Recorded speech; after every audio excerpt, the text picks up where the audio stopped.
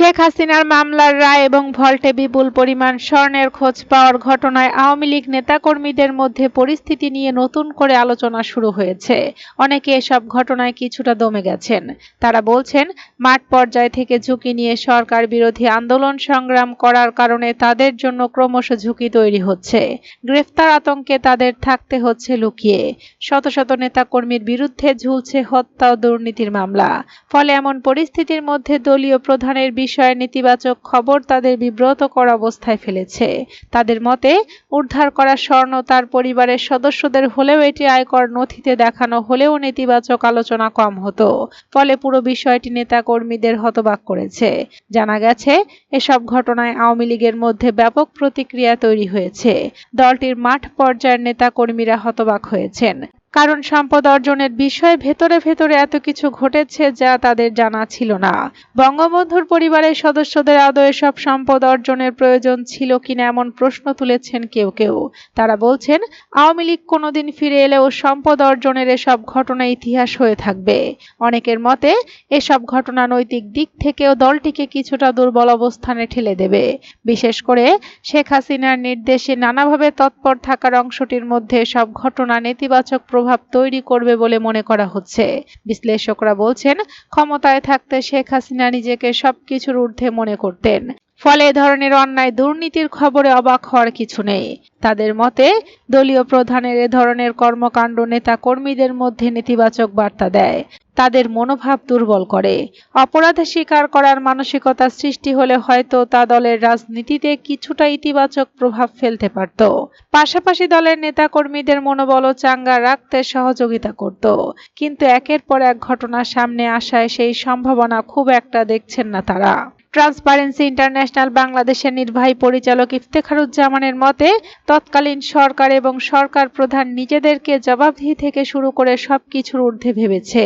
যে কারণে ক্ষমতার অপব্যবহার করে রাষ্ট্র পরিচালনায় মানুষের অধিকার হরণ করে ক্ষমতায় ছিল। আর ক্ষমতায় থেকে তারা চোরতন্ত্র প্রতিষ্ঠা করেছিল। তিনি বলেন, সেই চোরতন্ত্রের শীর্ষে থাকা ব্যক্তিরা অনিয়ম দুর্নীতিতে জড়িয়ে পড়েছিলেন। এটা সার্বিকভাবে বিব্রতকর, কিন্তু অবাক হওয়ার মতো নয়। অন্তত আমি অবাক নই, কারণ এটা তার ক্ষমতার অপব্যবহারের যে সার্বিক চিত্র, সেটার ক্ষুদ্র একটা অংশ।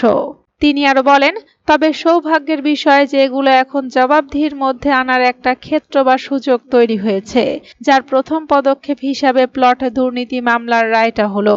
আমার জানা মতে আরো অন্তত ৫-৬টা মামলায় তার ও পরিবারের সম্পৃক্ততার বিষয়গুলো আছে, যেখানে আয়ের উৎস নেই, কর ফাঁকি আছে, ডকুমেন্টেশন নেই। ফলে প্রতারণা এখানেও চলে আসবে। শেখ হাসিনা ও তার পরিবারের ৮৩২ ভরি স্বর্ণের খোঁজ পাওয়ার ঘটনায় দেশের রাজনীতিতেও আলোচনা নতুন মাত্রা পেয়েছে। কারণ আওয়ামী লীগ সভাপতি শেখ হাসিনা কথায় কথায় বলতেন তিনি বঙ্গবন্ধুর মেয়ে, তার কোনো সম্পদ নেই, সম্পদের দরকারও নেই। কিন্তু সেই শেখ হাসিনাই ভল্টে এত স্বর্ণ লুকিয়ে রেখেছিলেন কেন? আর তাছাড়া স্বর্ণ থাকলে সেটি আয়কর ফাইলে তিনি দেখাননি কেন, সে প্রশ্ন উঠছে। তাছাড়া দুর্নীতি প্রসঙ্গ উঠলেই শেখ হাসিনা কথায় কথায় খালেদা জিয়া ও তারেক রহমানের নামে বিষোদ্গার করতেন। তাহলে নিজে তিনি কেন সতর্ক থাকলেন না, সেই প্রশ্ন উঠছে। বলা হচ্ছে, তিনি নিজে এবং তার পরিবারের সদস্য ও নিকটাত্মীয়দের বেশিরভাগই ৫ আগস্টের আগে পরে নির্বিঘ্নে দেশ ছাড়তে পারলেও বিপদে ফেলে গেছেন তৃণমূল নেতাকর্মীদের। সূত্রগুলো জানাচ্ছে, শেখ হাসিনার পরিবারের সদস্যদের দেশ ছেড়ে যাওয়ার ঘটনা নিয়ে আওয়ামী লীগের মধ্যে এমনিতেই নেতিবাচক আলোচনা ছিল।